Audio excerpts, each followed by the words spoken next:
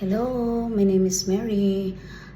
For today's video, um, I'll have to tell you if ever kung naa naman gali mo'y afam, okay, dili mo maghinangol. Tabangin ninyo inyong family, especially kay ng immediate family ninyo kay ug unsa magali matabo ninyo diri sa city or asa magali mo, at least sa mga panahon nga naa mo'y kwarta, responsable mo sa inyo ha. And then, also, like, dili mo maghinangol kay dili na maayo ng hangol. Okay?